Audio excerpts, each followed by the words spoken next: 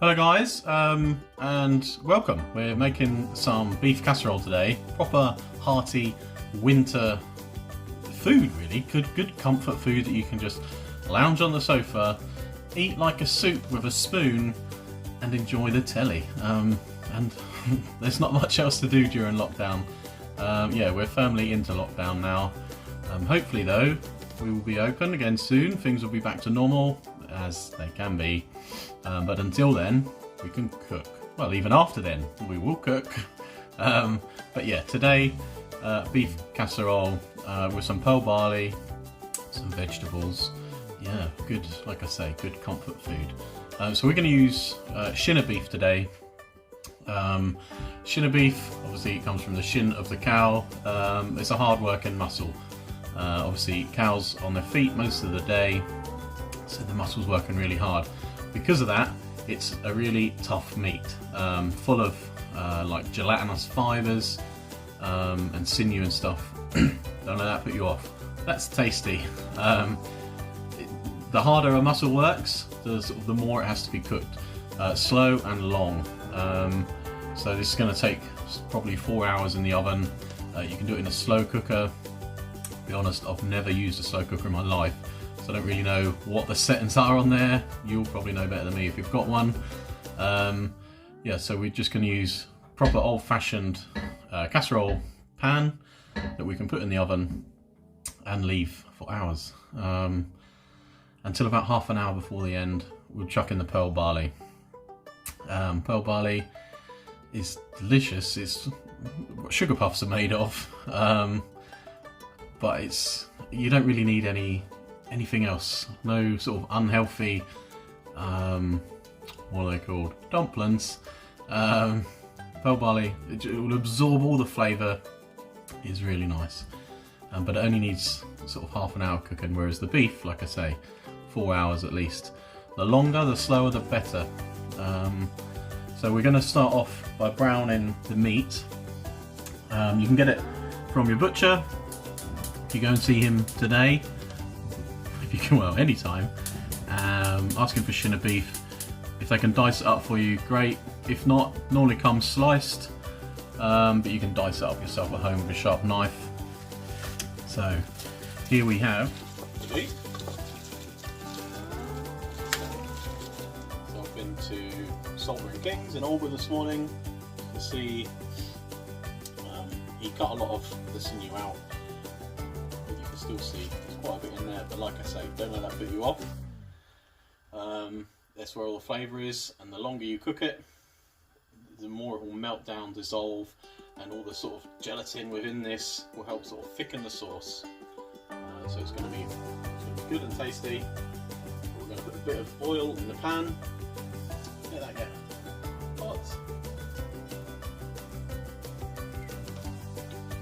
And chuck the meat in. Okay, so we're going to pop the meat in. You should hear it sizzle nice.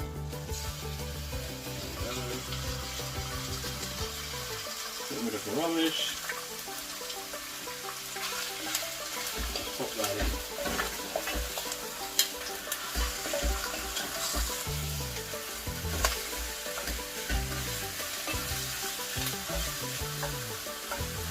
Now we're going to prep the veg. So first of all, I'm going to chop an onion. Get rid of the top and the bottom and the skin, and just dice it up roughly. Peel your carrots and your parsnips, chop them up roughly the same size as the onion. Okay, so I've got my vegetables chopped. Like I say, I use carrots, onions and parsnips. I'm going to put some leek in as well. You can put sort of some celery in if you like celery. Swede would be great as well. But we're going to pop this in with the beef. You'll probably notice the bottom of the pan, lots of brown marks where the beef is sort of browned off on the pan. Don't worry about that at all. It's packed full of flavour. It will be delicious when that all comes off. You'll find when you put the veg in, there'll be some liquid come off of the veg. That's normal, and that will help take off the brown from the bottom of the pan. And then later on, after we put the veg in, we'll put some red wine in, and that will deglaze the bottom of the pan, pull off all that flavour from the bottom, and put that into the sauce. So we'll pop these vegetables in, give that all a good stir in, and that will reduce the temperature of the pan down, of the beef as well. But keep the temperature up high. If it reduces too much, we'll lose too much liquid from the beef and the vegetables, and you won't get that nice browning. Okay, so I'm going to chop my leek with a big leek. Half of this will be fine.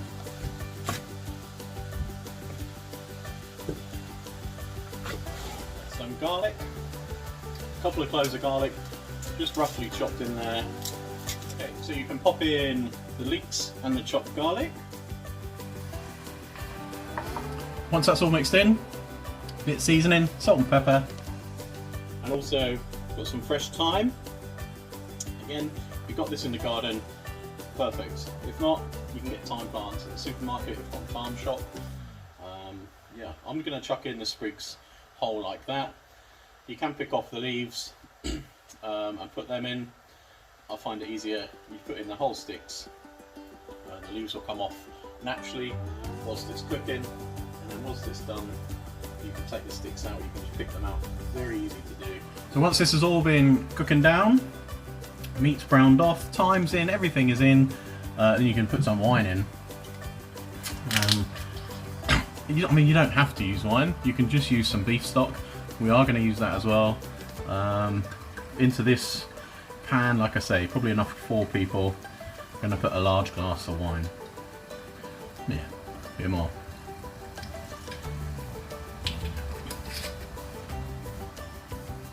And like I say, the wine will take off all the flavours from the bottom of the pan. It's bubbling away already.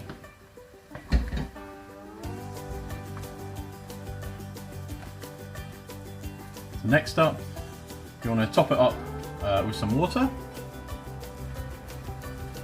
and you want it sort of an inch over the beef, and that's going to pretty much fill this pan. Once you've popped the water in, just bring it back up to the boil. We're going to add a few more ingredients, and it's ready to go in the oven. And then you can go and chill out. I'm going to pop back to work. Got some takeaways to do tonight, and when I come home, we'll carry on. Okay, so this is nearly back up to the boil. Had a little tidy up. I'm going to chuck in one of these sort of melt in the pot stock cube things. I guess if they're good enough for Marco Pierre White, they're good enough for us. And it is just like a big burst of flavour. So I'm just going to scrape that out, put that in. That will melt into there. Some Worcester sauce. A little bit, not too much. I'm also going to put a little bit of Marmite in. Obviously, Marmite, sort of, you love it or you hate it. Marmite. If you don't like it, don't put it in. But it will bring like a big sort of umami taste to the dish. It's delicious. Put it in. So in here, probably about a dessert spoon's worth of Marmite. Like I say, if you're not a fan, don't put as much in. So all of that should all melt in together. Give it a stir, make sure it's all mixed in. If you need to top up with a little bit more water, do that now, and then it's ready to go in the oven. So I'm going to pop the lid on, get this in the oven. Like I say, in about 4 hours time I'll be back, and hopefully it will smell and taste delicious. Hello guys, so I've just got back from work. The casserole's been in the oven about 4 hours. I don't know if you can see, I've taken out the sprigs of thyme. Remember, I put in like whole sticks of thyme. Well, all the leaves came off, which is perfect, and the sticks just sort of floated to the top, so I've taken them off.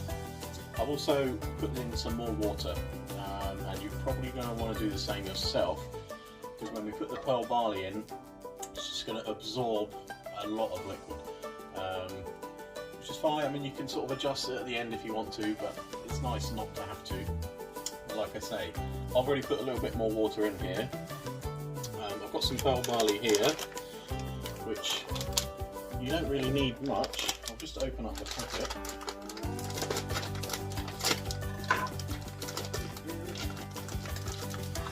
I'll show you. You can see, sort of, it looks like grain that you give to birds, really, and that's really what it is. But yes, you don't need much. Just a little bit. A little bit goes a long way. Yeah, so I'm going to stir that in, put it back on the stove, bring it up to the boil again, then put it back in the oven. The oven's been on 150. I'm not sure if I told you that before. But yeah, like I said, long and slow. You can put it in 130 and leave it for longer. It might take 5 or 6 hours. But this is going to go back in for at least another half an hour, maybe 40 minutes to cook out the pearl barley. And yeah, then we'll be, hopefully, we'll be dead tasty because I'm starving. And okay, so I've just taken out the casserole from the oven. It's been about 45 minutes in there. You see that the pearl barley has sort of puffed up, it's absorbed all of the liquid.